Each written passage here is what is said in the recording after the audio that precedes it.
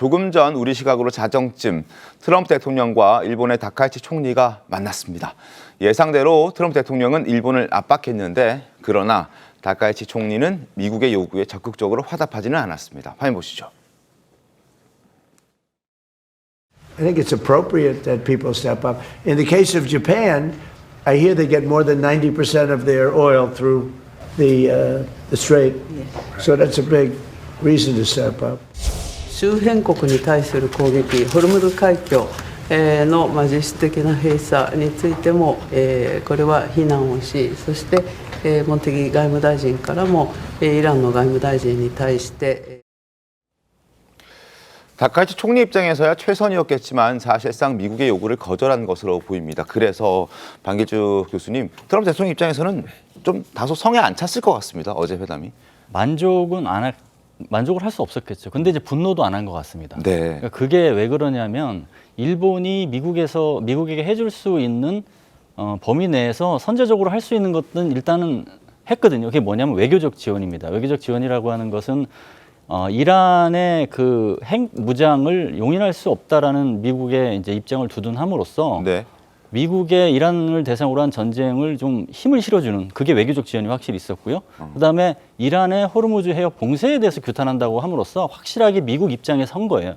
그러니까 외교적 입장을 명확하게 함으로써 지금 당장 할 수 있는 건 하겠다. 다만 실체적인 지원에 대해서는 꼼꼼하게 살펴보겠다고 얘기를 한 거거든요. 그러니까 안 한다고 얘기한 게 아닙니다. 꼼꼼하게 살펴보겠다. 그게 두 가지를 방점을 뒀는데 보호라는 것. 보호는 파견하게 될 함정의 보호, 그다음에 그 함정을 운영할 승조원의 보호가 있고요. 그 두 번째는 법적 검토라는 게 있습니다. 법적 검토라고 하는 것은 미국과 일본이 동맹을 통해서 나서야 될 시점과 그 환경, 조건 같은 걸 따져보겠다는 거거든요. 근데 지금은 이게 국제법적 위반 소지가 있는 상황에서는 그 조약을 발동시키기가 어렵기 때문에 그러면은 그 조약을 못하게 될 경우에는 다른 방안으로 뭐가 있는지까지 찾아보겠다는 그런 뉘앙스를 담은 것이기 때문에 그래서 이제 분노까지는 안 했다. 만족은 못했지만 분노. 다음에 이제 내놓을 카드가 이게 이제 만족적으로 더 가느냐, 분노 쪽으로 더 가느냐를 결정하게 되겠죠. 좀 더 지켜봐야겠네요. 자, 공개 회담에서 기자들의 질문도 이어졌습니다. 일본 기자가 트럼프 대통령에게 동맹국에게 왜 전쟁 계획을 미리 알려주지 않았느냐라고 질문을 했습니다. 도움을 요청할 거라면 미리 상의를 했었어야 했다는 그런 취지였겠죠. 트럼프 대통령은 뭐라고 얘기했을까요? 들어보시죠. Surprise. Who knows better about surprise than Japan? Okay? Why didn't you tell me about Pearl Harbor? Okay? Right? 자, 1941년 12월에 있었던 진주만 기습 공격을 언급했습니다. 당시 미국인이 2,400명이나 사망하는 일이 있었던데, 와, 이걸 얘기를 했습니다. 김대중 교수님. 이걸 어떤 의미로 받아들여야 됩니까? 우선 일본 기자의 질문에 대해서 이제 일본의 예로 반박을 한 건데요. 트럼프 대통령의 특유였던 그 지지 않는 성격, 지지 않는 성격, 지고 싶지 않은 성격 그대로 드러난 것 같고요. 다카이치 총리 같은 경우에는 극우 정치인으로 분류되는 사람이고요. 네. 그렇기 때문에 야스쿠니 신사를 의원 시절부터 참배해 왔었고, 또 총리 때는 이제 공무를 복납하는 등 해서 과거사 문제에 대해서는 상당히 극우 보수라고 할 수 있겠는데 그래서 아마 다카이치 총리가 이 얘기를 듣고 나서 아마 눈이 동그랄 정도로 깜짝 놀랐던 것 같습니다. 진주만 얘기 듣고 다카이치 총리 눈은 동그랗게 굉장히 당황스럽다는 표정을 지었습니다. 자, 한번 함께 보시죠. 지금 진주만 얘기가 트럼프 대통령 입에서 나오자 저렇게 다카이치 총리의 눈이 동공이 확장되는 모습을 확인할 수 있었습니다. 최병우 위원님, 뭐 트럼프 대통령의 또 다른 압박으로 볼 수 있을까요?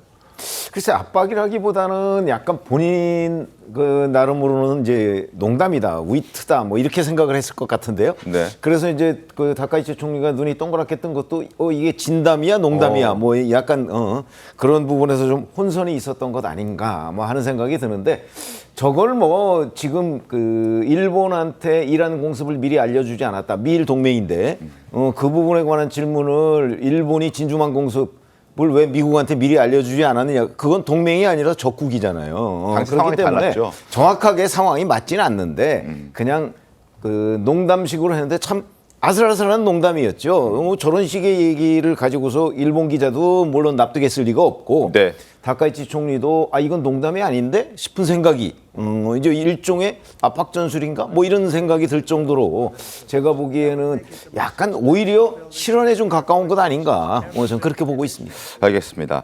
자, 이제 두 사람은 기자들을 물리고 비공개 회담을 이어갔습니다. 비공개 회담에서는 조금 더 진전된 내용이 있었을까요? 화면을 보시죠. 일본에서 미국으로 출국하기 전에 했던 얘기와 거의 비슷한 얘기가 나왔습니다. 자, 회담 직후에 할 수 없는 건 할 수 없다. 그리고 할 수 있는 건 할 수 있다. 뭐 분명히 전달했다라고 얘기를 했는데요. 출국 전날에도 트럼프 대통령에게 할 수 없는 건 할 수 없다라고 분명히 전달할 생각이다라고 얘기를 하고 갔는데 그대로 이제 실천을 했습니다. 자, 일본에서 미국으로 출국하기 전에 다카이치 총리 목소리 다시 한번 들어보시죠. 日本の法律に従ってできることはできるけどできないことはできない、この先方のトランプ大統領がよくご存知かどうかはわからない以下です。できないことはできないということをはっきり、申し上げたといった経緯はございます。もしも忘れておられたらしっかりとお伝えをしてまいります。 자, 트럼프 대통령은 어떻게 얘기했을까? 저 답변을 듣고 어떻게 얘기했을까? 이제 기자들의 질문도 이어졌는데요. 트럼프 대통령이 기자들에게 일본의 지원에 만족합니까? 라는 얘기를 들었을 때 이렇게 얘기했습니다. 자, 이제부터 논의가 시작될 것이다. 아직 끝나지 않았다. 이제부터 시작이야. 일본은 나토와 다르다. 일본에는 4만 5천 명의 미군이 주둔하고 있는 중이다. 그런 일본이라면 역할을 해야 한다라는 얘기를 했습니다.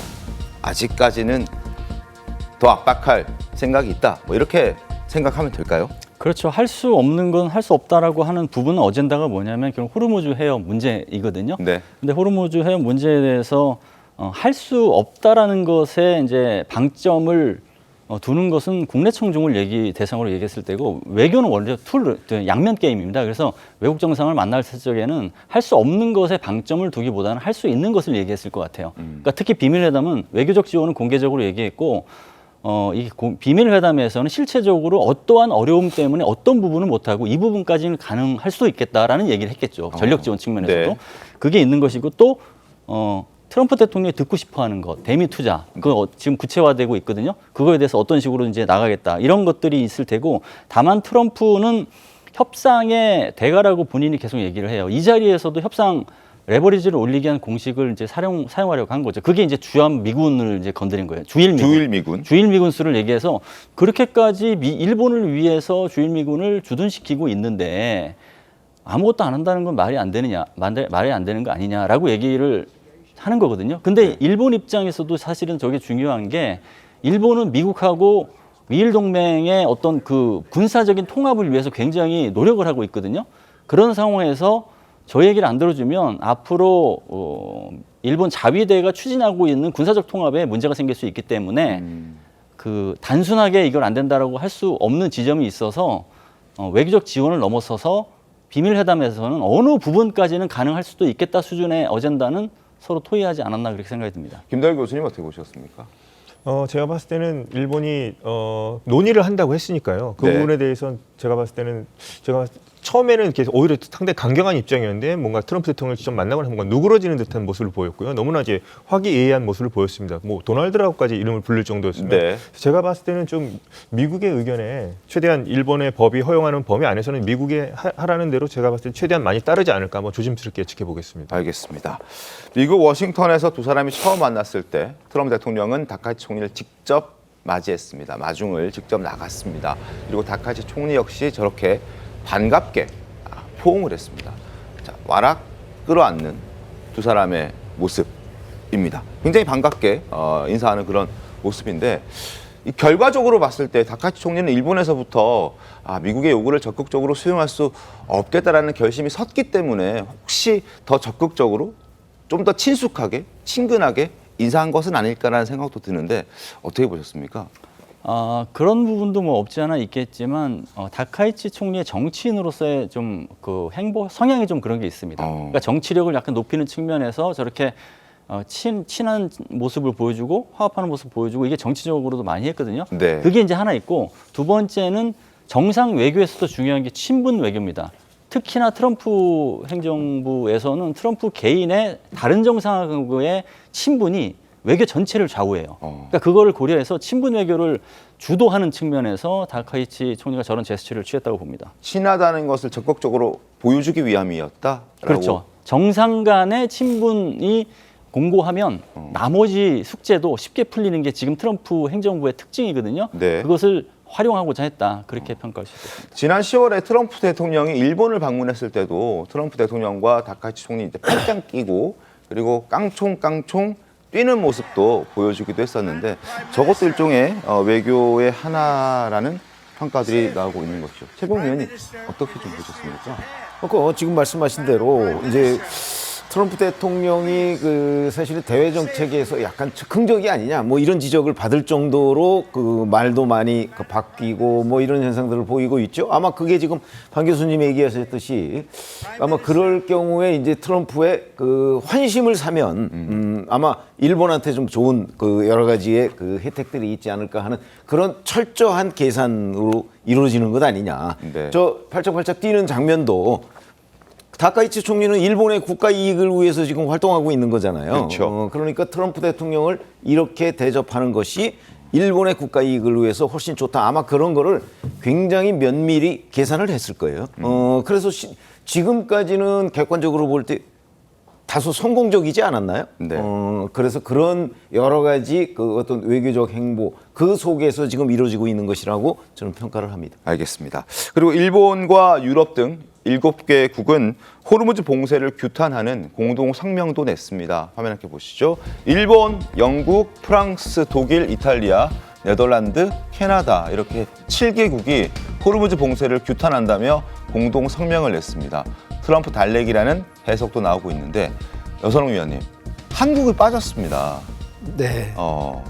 그러니까 지금 한국 정부 입장에서는 어쨌든 지금 트럼프 대통령이 5개국에 군함을 보내달라 이렇게 이제 개인 메시지를 남겼고 그 뒤로 뭐 또 다시 뭐 다 필요 없다 이렇게 만들면서 사실은 이제 막 오락가락 행보를 보이고 있는데 지금 저희도 계속 했듯이 다른 국가들이 군함을 어떻게 보내는지 다른 국가들이 어떻게 대응하는지 굉장히 중요하다 이런 말씀을 저도 역시 개인적으로 누차 드렸었는데 네. 이번에 이제 공동 성명을 발표한 것을 보고 한국이 빠졌다 여기에 대해서 트럼프 대통령이 또 어떻게 생각할지 거기에 대해서 한국 정부가 조금 민감하게 조금 생각하고 대응을 좀 취해야 되지 않을까 이런 생각이 들고요. 그리고 두 번째는 지금 미일 정상 회담에서 보셨듯이 일본이 약간은 겉으로는 지금 트럼프 대통령의 군함 파견에 대해서 약간은 조금 보수적이고 비협조적인 모습을 보였지만 지금 뭐 비공개 회담이나 그런 것을 통해서 또다시 일본이 만약에 갑자기 적극적으로 군함 파견을 다른 형태로 하게 된다면 그것은 한국한테도 부담이 될 수 있기 때문에 지금 한국 정부 입장에서는 시시각각 변하는 외교의 그런 상황들 그리고 또 미일 정상회담의 뭐 결과들 이런 것들을 좀 예의주시해야 될 상황이 아닌가 이런 생각이 듭니다. 알겠습니다.